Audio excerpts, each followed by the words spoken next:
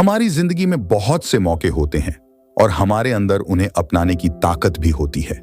फिर भी हम अक्सर खुद को एक ही रास्ते पर चलने के लिए मजबूर कर लेते हैं।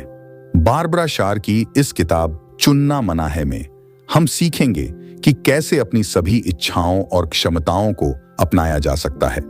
हम में से कई लोग सोचते हैं कि हमें सिर्फ एक ही चीज पर ध्यान देना चाहिए, एक ही करियर चुनना चाहिए और एक ही लक्ष्य पाना चाहिए। लेकिन सच यह है कि हम में बहुत सी क्षमता है और किसी एक रास्ते में खुद को सीमित करना सही नहीं है। बारबरा शार कहती हैं, आपको चुनने की जरूरत नहीं है, आप सब कुछ कर सकते हैं जो आप चाहते हैं। इस अध्याय में हम उन लोगों के बारे में जानेंगे जिन्होंने समाज की सीमाओं को तोड़कर अपनी सभी इच्छाओं को पूरा किया। इस ऑडियो बुक समरी में आप जानेंगे कैसे हम खुद को सीमित कर लेते हैं और क्यों यह सही नहीं है। उन लोगों की कहानियां जिन्होंने अपनी सभी इच्छाओं को पूरा किया, अपने सपनों को लिखने का महत्व और कैसे यह पहला कदम है अपने लक्ष्यों की ओर। कैसे अपनी सूची में से उन चीजों को चुनें जिन्हें आप तुरंत करना चाहते हैं और जिन्हें आप बाद में कर सकते हैं। इस तरह चुनना मना है एक ऐसी यात्रा है जिसमें आप खुद को पहचानेंगे, अपने सपनों को जानेंगे और उन्हें पूरा करने की इंस्पिरेशन पाएंगे। बारबरा शार की यह किताब आपको विश्वास दिलाएगी कि जिंदगी में आपको चुनने की जरूरत नहीं है, आप सब कुछ कर सकते हैं। तो फिर चलिए शुरू करते हैं आज की बुक समरी। अब्दुल कलाम का एक मोटिवेशनल कोट है जो मुझे बहुत अच्छा लगता है। वह कहते हैं, हौसलों के तरकश में कोशिशों का वह तीर जिंदा रखो, हार जाओ चाहे जिंदगी में सब कुछ, फिर से जीतने की उम्मीद जिंदा रखो। अक्सर ऐसा होता है कि आप कई चीजें करना चाहते हैं लेकिन तुरंत उन सबको करना शुरू नहीं कर सकते। आपके मन में वह सभी आइडियाज भरे हुए हैं जिन्हें आप अप्लाई करना चाहते हैं, लेकिन रुकावटों की वजह से आप ऐसा नहीं कर पाते हैं। चीजों को पूरा करने के लिए प्लान बनाना अच्छा तरीका है। स्कैनर्स को अपने प्लान पर एक्शन लेना चाहिए। प्लान बनाना आसान है लेकिन एक्शन लेना मुश्किल होता है। ऐसा इसलिए क्योंकि रास्ते में कई मुश्किल आती हैं। हो सकता है कि आपने जो प्लान बनाया है उसे फॉलो करने के लिए आप एक्साइटेड हों, लेकिन बाद में आप अपना माइंड बदल लेते हैं और आखिर में कुछ भी पूरा नहीं कर पाते। हो सकता है कि आप पूछ रहे होंगे कि ऐसा क्यों होता है। रुकावटें तो जीवन में हमेशा आती रहेंगी। आपको सक्सेस पाने से रोकने के लिए ये आपकी एक्टिविटीज में दखल देती रहेंगी। रुकावटें की वह वजह होती है जिसके कारण आप हार मान लेते हैं, क्योंकि आपको इतनी मुश्किलें महसूस होने लगती हैं जिसे आप संभाल नहीं पाते। रुकावटें दो तरह की होती हैं। पहला है असली रुकावटें और दूसरा है इमेजिनरी यानी मन में सोची हुई रुकावटें। असली रुकावटें वो सिचुएशन होते हैं जिनका सामना आप प्रोसेस के दौरान करते हैं। एग्जाम्पल के लिए मान लीजिए कि आप जिस लैपटॉप का इस्तेमाल करते हैं वह अचानक से खराब हो गया है। आपने ऐसी मुश्किल आने की उम्मीद नहीं की थी, खासकर तब जब वह लैपटॉप पिछले कुछ दिनों से अच्छे से काम कर रहा था। यह एक असली रुकावट है क्योंकि यह आपको काम में प्रोडक्टिव बने रहने से रोकता है।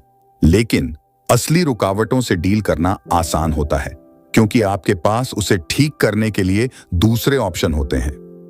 हो सकता है कि उस खराब हो चुके लैपटॉप को कोई टेक्नीशियन ठीक कर दे या आप नया लैपटॉप खरीद लें। वहीं इमेजिनरी रुकावटें आपके इमोशंस और थॉट्स होते हैं। ये आपके अंदर से आने वाले चैलेंजेस होते हैं। इमोशंस और थॉट्स को समझना मुश्किल होता है। कभी कभी आपको पता ही नहीं होता कि उनसे डील कैसे करना है। हो सकता है कि आपको उन्हें कंट्रोल करना भी मुश्किल लगे। माइंड ट्रेनिंग और इमोशन मैनेजमेंट के जरिए आप अपने इमोशंस और थॉट्स से डील कर सकते हैं। माइंड ट्रेनिंग उसे कहते हैं जब आप अपने नेगेटिव थॉट्स को खुद पर हावी होने से रोक लेते हैं। वहीं इमोशन मैनेजमेंट उसे कहते हैं जब आपको अच्छा महसूस नहीं हो रहा होता है फिर भी आप काम पर जाते हैं। यहां पर रुकावटें वह चैलेंजेस हैं जो आपकी कैपेबिलिटी को टेस्ट करते हैं। ये टेस्ट करते हैं कि आप अपने कंफर्ट जोन से कितना बाहर जा सकते हैं। ऐसा इसलिए क्योंकि शुरुआत न करना आपका सेफ जोन है। यही वजह है कि आप चीजों को करना शुरू नहीं कर पाते। आप वहीं अटके रहते हैं क्योंकि आपको डर लगता है। आप शुरुआत नहीं कर पाते हैं क्योंकि आप प्लान बनाते समय किसी भी एक्चुअल इंफॉर्मेशन का इस्तेमाल नहीं करते हैं। सब कुछ बस आपकी इमेजिनेशन पर बेस्ड होता है। हालांकि याद रखें कि एक्शन लिए बिना इमेजिनेशन किसी काम का नहीं होता है। यानी आप किसी शानदार आइडिया के बारे में बस सोच रहे होते हैं, लेकिन असल में उसे पूरा नहीं कर रहे होते।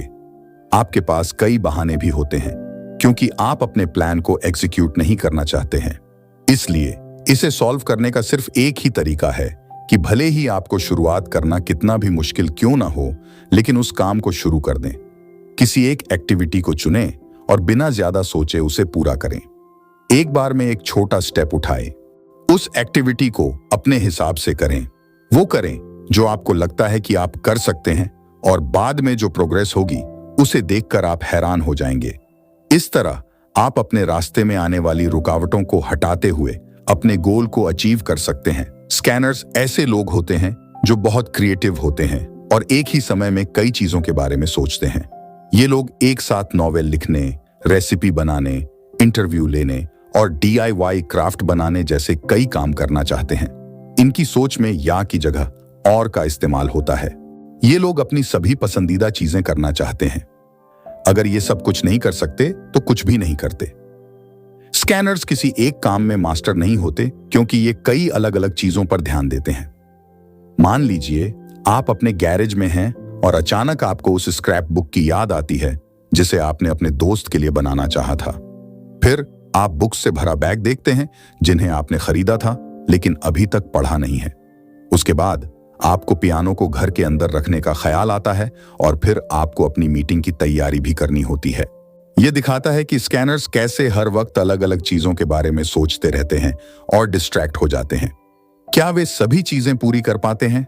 नहीं, वे अक्सर चीजें शुरू भी नहीं करते, और अगर शुरू करते हैं तो पूरी नहीं कर पाते। लेकिन स्कैनर होना कोई गलत बात नहीं है।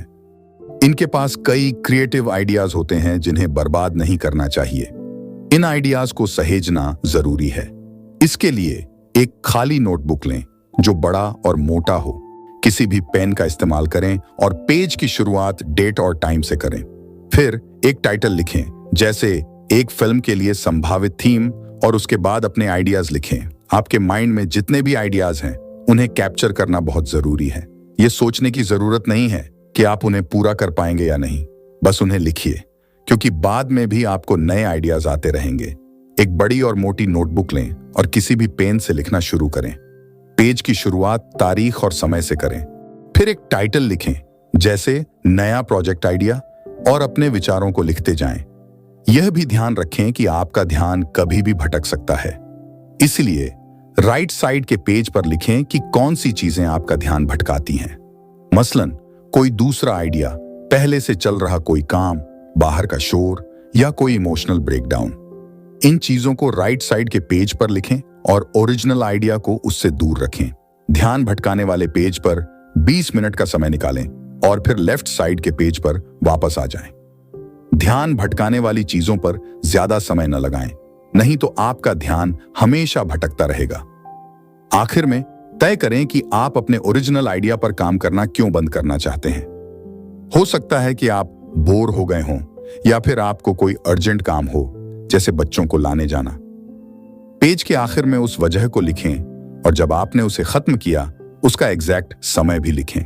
इससे आपको बाद में समझ आएगा कि आपने उस आइडिया को क्यों नहीं पूरा किया था।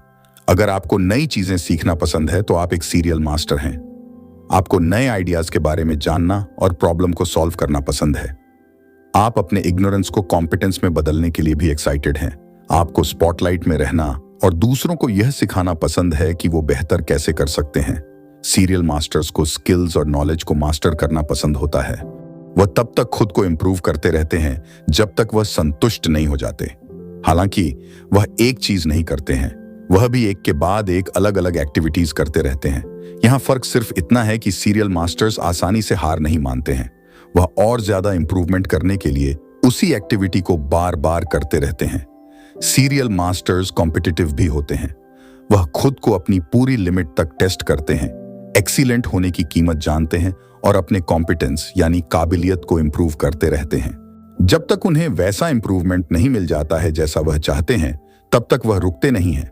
साथ ही सीरियल मास्टर्स को एवरेज एफर्ट पसंद नहीं होता है, क्योंकि वह जो भी चीज कर रहे होते हैं उसमें एफर्ट लगाने की कीमत पहचानते हैं। उनका गोल होता है कि वह हमेशा हर चीज में सबसे बेस्ट कर पाएं और इसका रिवॉर्ड मिलना ही एक तरीका है जिसके जरिए उन्हें रोका जा सकता है। उसके बाद जब सीरियल मास्टर्स जो कर रहे होते हैं उसमें अच्छे बन जाते हैं, तब वह दूसरे चैलेंज की तरफ बढ़ जाते हैं। जेरी एक एथलीट है, वह कॉम्पिटिटिव भी है। उसे खुद को टेस्ट करना पसंद है कि वह कितने आगे तक जा सकता है। एक दिन जेरी सीखना चाहता था कि क्लैरिनेट इंस्ट्रूमेंट को कैसे बजाते हैं, जो कि एक ऐसी एक्टिविटी है जिसका एथलेटिक्स से कोई लेना देना नहीं है। जेरी ने इंस्ट्रूमेंट सीखना शुरू किया और एक सीरियल मास्टर होने की वजह से उसे उस काम के मुश्किल होने की फीलिंग बहुत पसंद आई। दूसरों से बिल्कुल उल्टा, जेरी को पहली बार क्लैरिनेट बजाना सीखने का थ्रिल बहुत पसंद था। उस इंस्ट्रूमेंट को सीखना मुश्किल था, फिर भी उसने इसे आगे बढ़ने के एक मौके की तरह समझा। जेरी ने उस थ्रिल को एक एंजॉय करने वाला प्रोसेस मान लिया। आखिर में जेरी ने क्लैरिनेट बजाना सीख लिया और फिर दूसरे प्रोजेक्ट की तरफ बढ़ गया। एक सीरियल मास्टर की दूसरी पहचान यह होती है कि वह खुद नॉलेज इकट्ठा करते हैं। सीरियल मास्टर एक कलेक्टर होता है। अगर आपको चीजों को डिटेल में सीखना पसंद है तो समझ जाइए कि आप एक सीरियल मास्टर हैं। सीरियल मास्टर नॉलेज इकट्ठा करने के लिए एफर्ट लगाते हैं। जिस चीज के बारे में आप नहीं जानते हैं उसे जानने के लिए आप अपने कंफर्ट जोन से बाहर चले जाते हैं। एक के बाद एक स्किल सीखकर आप उन्हें भी इकट्ठा करते हैं। आप martial arts, music, mountain climbing या अलग अलग लैंग्वेज सीख सकते हैं। एक बार सीख लेने के बाद आप इन स्किल्स का इस्तेमाल प्रोफेशनल वैल्यू में कर सकते हैं। एक वैल्यूएबल प्रोजेक्ट के लिए इकट्ठा की गई चीजों का इस्तेमाल करके आप एक अच्छा करियर बना सकते हैं। सीरियल मास्टर्स को यह फायदा होता है कि वह कुछ भी बन सकते हैं। उनकी नई चीजों को सीखने और जानने की इच्छा उन्हें फ्यूचर में अप्लाई करने के लिए बेस्ट एक्सपीरियंस दे सकती है। एग्जाम्पल के लिए मान लीजिए कि किसी खास मौके के लिए म्यूजिशियन की जरूरत है और कोई भी परफॉर्म नहीं करना चाहता है। इस समय पर सीरियल मास्टर्स सामने आते हैं और अपने वो स्किल्स दिखाते हैं जो उन्हें इंस्ट्रूमेंट बजाने या गाना सीखने से अचीव की है।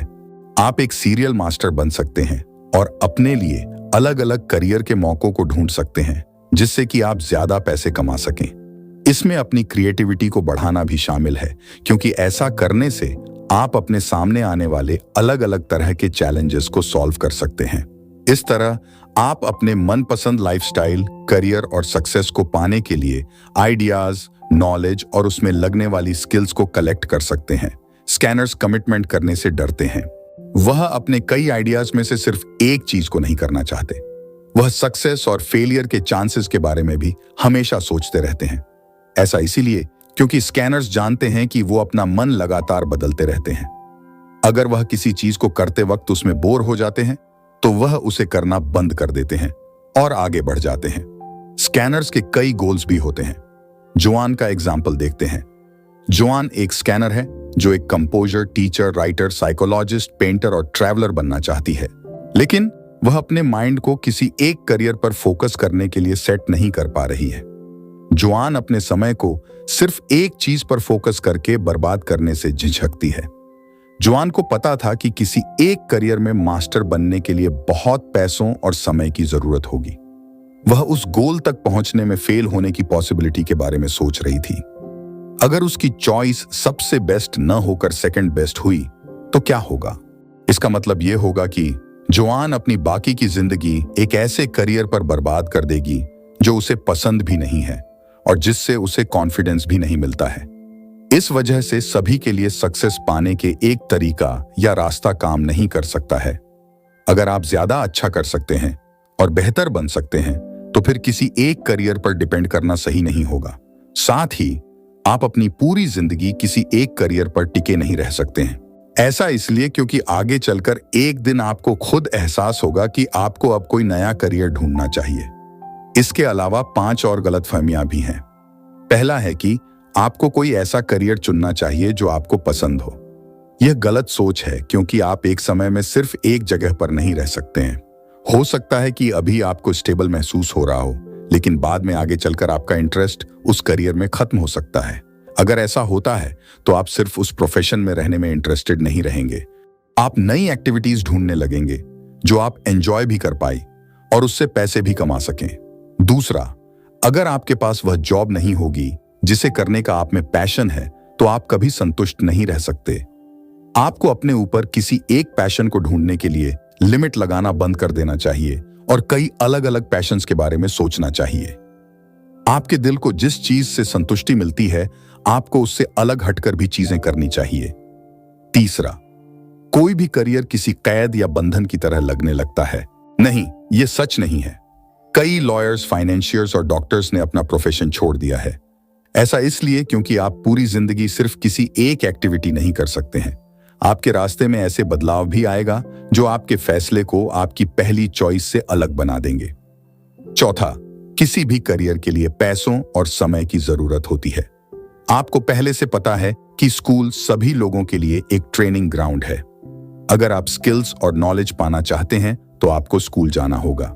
फ्यूचर में किसी अच्छे प्रोफेशन में जाने के लिए आपको पढ़ना ही पड़ेगा। हालांकि यह सब बातें सच नहीं हैं। कॉलेज से ग्रेजुएट हो चुके इंसान के बारे में सोचिए और उससे पूछिए कि आज उसका करियर क्या है। आपको ऐसा जवाब सुनने को मिलेगा जो आपकी उम्मीद से अलग होगा।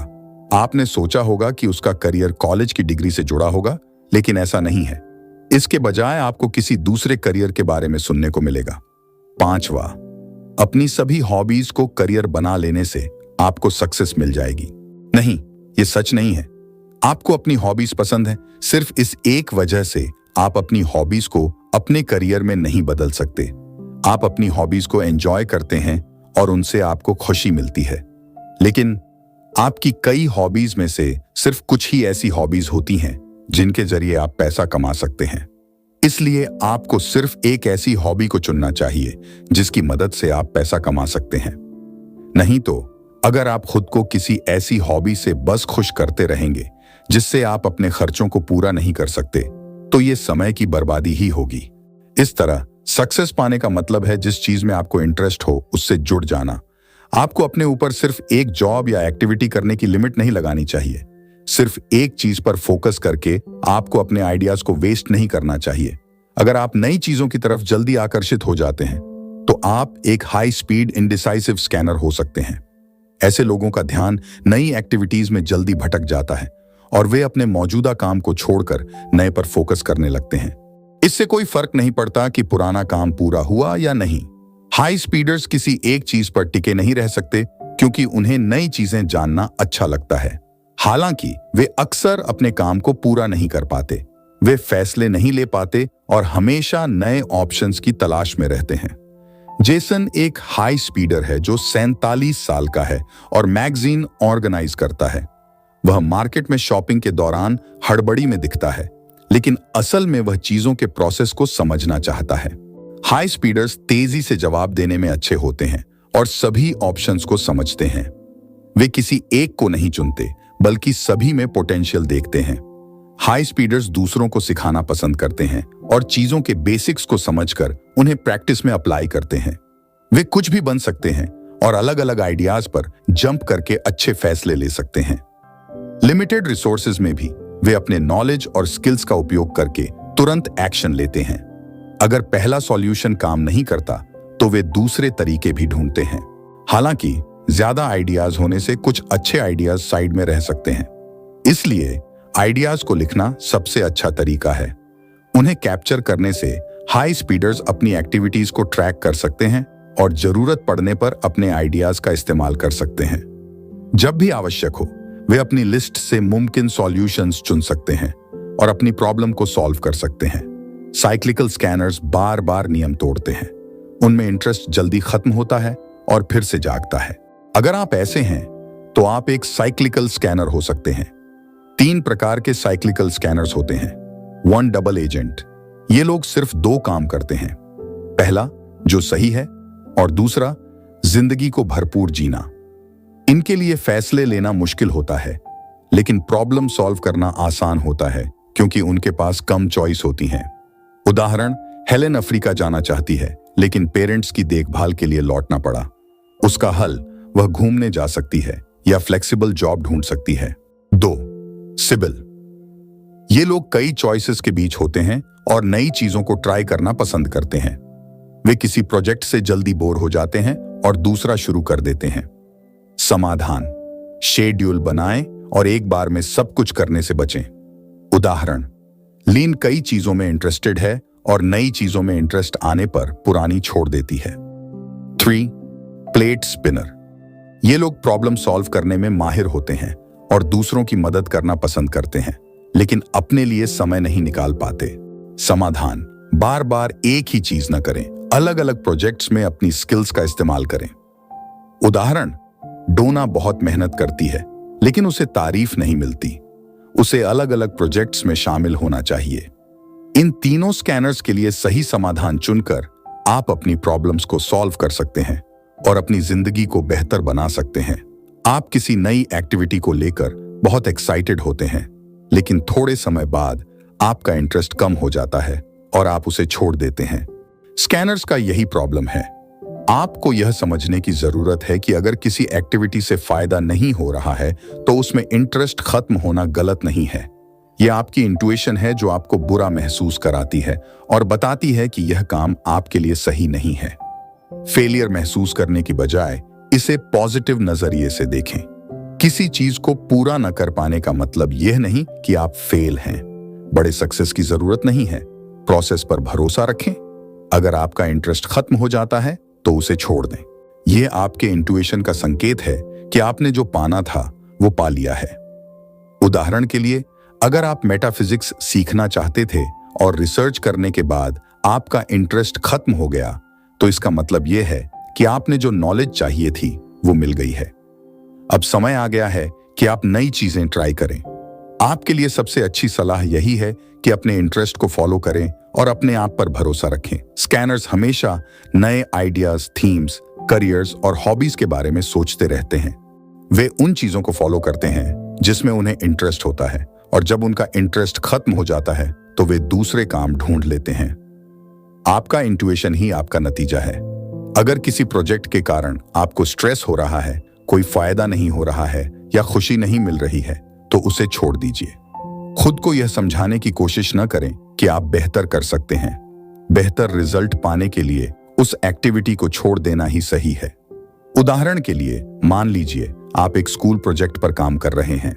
आपके पास कई आइडियाज हैं और आप उन पर काम शुरू कर देते हैं, लेकिन आपको पता चलता है कि आपके पास मौजूद रिसोर्सेज से आप अपने आइडिया को अप्लाई नहीं कर सकते।